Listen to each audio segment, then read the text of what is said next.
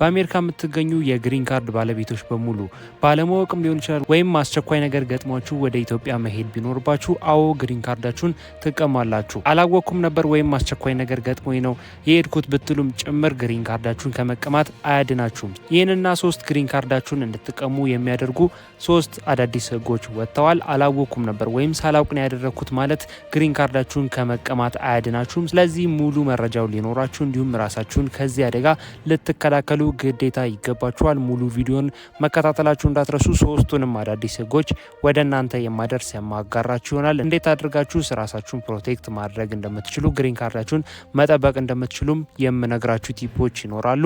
ይህ ቪዲዮ ይመለከተዋል እንዲሁም መስማት አለበት ለምትሉት ጓደኛ፣ ቤተሰብ ቪዲዮን ሼር ማድረጋችሁን እርግጠኛ ሁኑ። እንዲሁም ለዚህ ቻናል አዲስ የሆናችሁ ሰዎች እንደዚህ አይነት ከዩኤስ ኢሚግሬሽን ጋር የሚገናኙ ቪዲዮዎች ነው ማዘጋጀው። ስለዚህ በአሜሪካ የምትገኙ በግሪን ካርድ በአሳይለም እንዲሁም በተለያየ አይነት አማራጭ በአሜሪካ የምትገኙ ኢትዮጵያና ኤርትራውያን ቻናሉን ሰብስክራይብ ማድረጋችሁን እንዳትረሱ። እዚህ ጋር እንደምትመለከቱት ከ135 በላይ የሚደርሱ ቪዲዮዎች በዚህ ቻናል ተዘጋጅተዋል። ስለዚህ በማንኛውም አይነት ሁኔታ ላይ በአሜሪካ የምትገኙ ኢትዮጵያና ኤርትራውያን ቻናሉን ሰብስክራይብ ማድረጋችሁን እንዳትረሱ። ቪዲዮንም ላይክ ያደረጋችሁ መጀመራችሁን እርግጠኛ ሁኑ። ወደ ጉዳያችን ንግባ። መግቢያ ላይ እንደነገርኳችሁ 3 እጅግ በጣም ኢምፖርታንትና አስቸኳይ የሆኑ ህጎች ወጥተዋል። እነዚህ ህጎች ባለማወቅም ሆነ በማወቅ ካደረጋችኋቸው ግሪን ካርዳችሁን በቀጥታ በቀናቶች ውስጥ እንድትቀሙ የሚያደርጉ ህጎች ስለሆኑ ጥንቃቄ ማድረግ ይኖርባችኋል። ህጎቹ ምን ይመስላሉ የሚሉትን አንድ ባንድ የምነግራችሁናል። እዚህ ጋር እንደምትመለከቷቸው 3ቱ ህጎች ናቸው። የዚህን ዌብሳይት ሊንክ እንዲሁም አስፈላጊ ናቸው የምላቸውን የዶክመንት ሊንኮች ዲስክሪፕሽን ቦክስ ውስጥ እና የኮሜንት መጀመሪያ ላይ ያስቀምጥላችኋለሁ። የመጀመሪያው ግሪን ካርዳችን እንድንቀማ ደርገው ኢምፖርታንት ከተባለው ህግ የመጀመሪያው አባንድመንት ኦፍ ሬዚደንሲ የሚባለው ነው። መግቢያ ላይ እንደነገርኳችሁ ወደ ኢትዮጵያ ሄዳችሁ ማለትም በግሪን ካርድ ሁኔታ ላይ ሆናችሁ አስቸኳይ ነገር ገጥሟችሁ ሊሆን ይችላል ወይም ደግሞ ሳታውቁ በስተትም ሊሆን ይችላል። ወደ ኢትዮጵያ ከሄዳችሁ እንደነገርኳችሁ ሙሉ በሙሉ ግሪን ካርዳችሁን ፐርማነንትሊ ትቀማላችሁ። ነገር ግን ፐርማነንትሊ የምትቀሙት እነዚህ ቀጥሎ የመዘረዘርላችሁ ነገር ካደረጋችሁ ብቻ ነው። የመጀመሪያው እዚህ ጋር እንደምትመለከቱት ዘ 1 year ሩል የሚባለው ነው ወይም የ1 ዓመት ህግ የሚባለው ነው። ይህ ምን ማለት ነው? ማንኛውም በግሪን ካርድ ሁኔታ ላይ ያለ ሰው በሙሉ በአጠቃላይ ማለት ነው ከዩኤስ ወጥቶ ለ1 ዓመት ወይም አውትሳይድ ኦፍ ዩኤስ ማለት ነው ከ1 ዓመት ወጥቶ ከ1 ዓመት በላይ ሞር ዛን 1 year ማለት ነው ከቆየ እንዲሁም ሪኢንትሪ ፐርሚት የማያዘጋጅ ከሆነ አውቶማቲካሊ ግሪን ካርዱን አባንድመንት ይደረጋል ወይም ሙሉ በሙሉ ግሪን ካርዱን ፐርማነንትሊ ይቀማል ማለት ነው። ስለዚህ ወደ ኢትዮጵያ በምትሄዱበት ጊዜ ወይም ደግሞ አስቸኳይ ነገር ገጥሟችሁ ሊሆን ይችላል ወይም ደግሞ ለቅሶ ይሄ ግዴታ መሄድ ያሉባችሁ ነገር ከሆነ ወይም ደግሞ ሳታውቁትም ሊሆን ይችላል ወደ ኢትዮጵያ የምትሄዱ አይነት ከሆነ ከቻላችሁ ከ6 ወር በታች ብትቆዩ ሪኮመንድ ይደረጋል። ወይም ከ6 ወር በላይ ከቆያችሁ ሌላ ችግር ስለሚያመጣ ማለት ነው። ነገር ግን ከዛ በላይ እንደምትቆዩ ካወቃችሁት ወይ ደግሞ እንደነገርኳችሁ አስቸኳይ ለቅሶ ሊሆን ይችላል የገጠማችሁ ወይም ግዴታ ከዩኤስ ወጣችሁ ከ1 ዓመት በላይ እንድትቆዩ የሚያደርግ ነገር ኢትዮጵያ ላይ ከተፈጠረ ከመውጣታችሁ በፊት እዚህ ጋር እንደምትመለከቱት ሪኢንትሪ ፐርሚት ግዴታ ማዘጋጀት ይኖርባችኋል። ሪኢንትሪ ፐርሚት ሞልታችሁ ነው መውጣት ያለባችሁ። ይህንን ካላረጋችሁ በምትመለሱበት ጊዜ ቀጥታ ግሪን ካርዱ ኤክስፓየርድ አድርጎ ወይም ፐርማነንትሊ ካንሰል ተደርጎ ተሰርዞ ነው የሚጠብቃችሁ ማለት ነው። ስለዚህ በምንም አይነት ሁኔታ ወደ ኢትዮጵያ ስትሄዱ እነዚህ ነገሮች ከግምት ውስጥ ማስገባት አለባችሁ። እዚህ ጋር እንደምትመለከቱት የሲቢፒ ኦፊሰሮች ወይም ደግሞ ከስተም ቦርደር ፕሮቴክሽን የምንላቸው ኦፊሰሮች ወደ ዩኤስ በምትመለሱበት ጊዜ ከኢትዮጵያ ቆይታችሁ ወደ ዩኤስ በምትመለሱበት ጊዜ ፕራይመሪ ካንትሪያችሁ ዩኤስ እንደሆነ እንድታረጋግጡላቸው ይፈልጋሉ።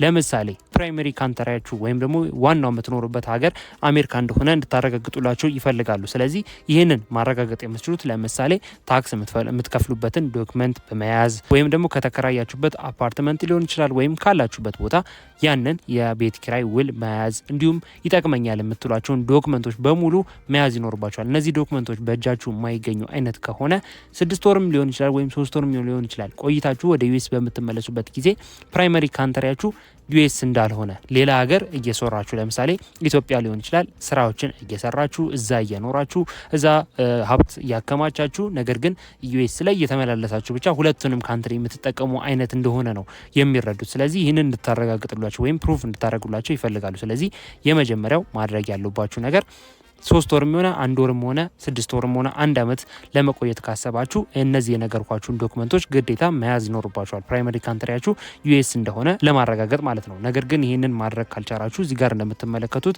ስታትሳችሁ ሪቮክ እንደሚደረግ ወይም ግሪን ካርዱን ሙሉ በሙሉ እንደምትቀሙ ይገልጻል ማለት ነው። ስለዚህ የመጀመሪያው አባንድመንት ኦፍ ሬዚደንሲ የሚባለው ህግ ይህንን ይመስላል። ስለዚህ ይህንን እጅግ በጣም ትኩረት ሰጥታችሁ እንድትመለከቱ ትፈልጋለሁ። በሁለተኛ ደረጃ ክራይም ወይም ወንጀል በተመለከተ ነው። ወንጀል በተመለከተ 2 ሜጀር ካታጎሪዎች አሉት። እዚህ ጋር እንደምትመለከቱት በ2 ሜጀር ካታጎሪዎች ከፋፍለውታል።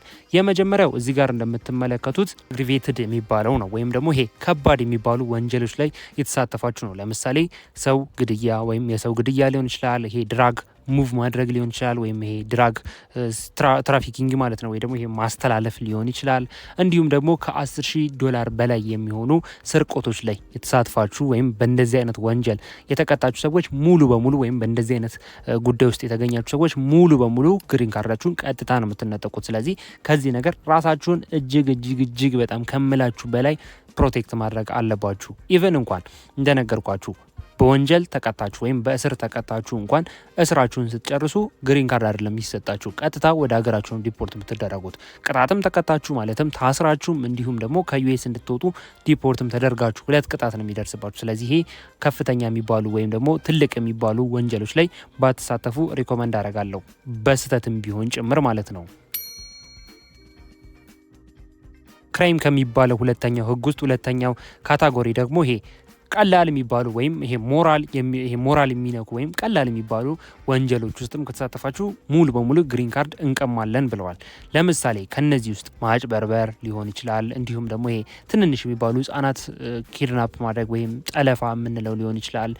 ወይም እንደዚህ በጣም ማይነር የሚባሉ አይነት ወንጀሎች ውስጥ ከተሳተፋችሁ በተደጋጋሚ የትራፊክ መብራቶችን ወይ ደግሞ የትራፊክ ወንጀሎችን መፈጸምም ጭምር ሊሆን ይችላል። ይሄ በተደጋጋሚ ሲሆን ማለት ነው። እንዲሁም እንደነገርኳችሁ ማይነር የሚባሉ ወንጀሎችም ጭምር ለግሪን ካርድ ለመነጠቅ ሪዝኖች ናቸው። ከዚህ በኋላ ቀላል አናቅም ሲሉ ገልጸዋል ማለት ነው። ስለዚህ ሁለተኛው ግሪን ካርድ እጅግ የሚያስቀማው ክራይም ወይም ክሪሚናል ሪካርዶች ናቸው ማለት ነው። ሶስተኛና የመጨረሻ ያወጡት ራሳቸው አናውንስ ያደረጉት ግሪን ካርድ እንቀማለን በእንደዚህ አይነት ሪዝን ውስጥ ከሆነ ያሉት ሶስተኛ ፍራውድና ሚስ ሪፕሬዘንቴሽን የሚባለው ነው። ይህ ምን ማለት ነው? የዩኤስ ገቨርንመንትን ያጭበረበራችሁ ሰዎች ማለትም ግሪን ካርድ በምታወጡበት ጊዜ ያጭበረበራችሁ ሰዎች ሙሉ በሙሉ ግሪን ካርዳችሁን እንቀማለን። ኢቭን እንኳን አመታት ለምሳሌ 5 ዓመት ሞልቷችሁ እንኳን ለዜግነት አፕላይ ለማድረግ እየተዘጋጃችሁ ያላችሁ ሰዎች ከሆናችሁም ኢቭን እንኳን ዜግነት ያገኛችሁም ሰዎች ብትሆኑ እንኳን በማጭበርበር እንደነበር ያንን ግሪን ካርድ ያወጣችሁት ከደረስንበት ቀጥታ ተከታትለን ዜግነቱን ጭምር እንሰርዛለን ሲሉ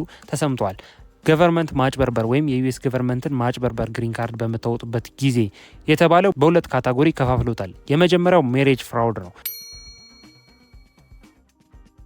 ወይም ደግሞ በጋብቻ ከሆነ ግሪን ካርድ እያወጣችሁ ያላችሁት ያ ጋብቻ ህጋዊ ያልነበረ፣ ህጋዊ ቢሆን እንኳን የምር ጋብቻ ያልነበረ ለጥቅም ብቻ ለምሳሌ ግሪን ካርድ ለማግኘት ወይም የአሜሪካ ዜግነት ለማግኘት ብቻ ታስቦ የተደረገ ሜሬጅ ፍራውድ ከሆነ ወይም የጋብቻ ማጭበርበር ከነበረና ከደረስንበት ግሪን ካርዳችሁን እንቀማለን። እንዲሁም ዜግነት ደረጃ የደረሳችሁም ከሆናችሁ ዜግነታችሁን ሙሉ በሙሉ እንቀማለን በቀናቶች ውስጥ ሲሉ ተሰምተዋል። ስለዚህ ሜሬጅ ፍራውድ ውስጥ ባትሳተፉ ወይም የጋብቻ ማጭበርበር ውስጥ ባትሳተፉ ሪኮመንድ የማደርገው ነገር ነው። ጊዜያችሁን ጠብቃችሁ ግሪን ካርዱን ጊዜውን ጠብቃችሁ ወደ ዜግነት ብትቀይሩት እንዲሁም ግሪን ካርድ የምታገኙበት ሌላ አማራጭ ብትፈልጉ የምመክረው የኔ ምክር ነው። ስለዚህ የሜሬጅ ፍራውድ ውስጥ ባትሳተፉ ሪኮመንድ አደርጋለሁ። ሁለተኛው ደግሞ እዚህ ጋር አፕሊኬሽን ላይ የሚባሉ ወይ ደግሞ አፕሊኬሽን በምትሞሉበት ጊዜ ይዋሽታችሁ ከነበረ ለምሳሌ ፕሪቪየስ የነበራችሁን የክራይም ሪካርድ ለምሳሌ ኢትዮጵያም ሊሆን ይችላል የነበረባችሁን የወንጀል ሪካርድ ከደበቃችሁ ወይም ከዋሻችሁ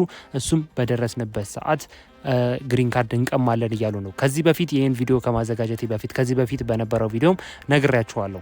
ክሮስ ማድረግ ጀምረዋል ወይም ከነበራችሁበት ሀገር ጭምር የወንጀል ሪካርዶችን ሼር ማድረግ ጀምረዋል። ለምሳሌ ከኢትዮጵያ ሱዳን፣ ከሱዳን ምናምን አድርጋችሁ ብዙ ሀገር ተሻግራችሁ የመጣችሁ እንኳን ብትሆኑ እነዚያ የገባችሁበት ሀገር በሙሉ እየተከተሉ የነበራችሁን አክቲቪቲ እንዲሁም የነበራችሁን ባህሪ የማጥናት ሂደት መጀመራቸውን ከዚህ በፊት በነበረው ቪዲዮ ነግራቸዋል። ታዲያ ይህ ከሱ ጋር የሚገናኝ ሀሳብ ነው። ስለዚህ ፕሪቪየስ የነበራችሁን የክራይም ሪካርድ ግዴታ መዋሸት የለባችሁም። አፕሊኬሽን በምትሞሉበት ጊዜ ሞልታችሁም ከነበር ወይ ዋሽታችሁ ከነበረም አፕሊኬሽኑን ድጋሚ ሪቪው ስለምናደርገው ከደረስንበት ግሪን ካርድ እንቀማለን ሲሉ ተሰምተዋል። እንዲሁም ፌክ አይዴንቲቲ ወይም ዶክመንቶችን አሰርታችሁ ከነበረ ለምሳሌ ኢትዮጵያዊ ሆናችሁ የኤርትራ ወይም የሌላ ሀገር ዜግነት ካሳያችሁ ወይም ብቻ አጠቃላይ ፌክ አይዴንቲቲ ካላችሁ እጅግ በጣም ኢምፖርታንት ነገር ነው።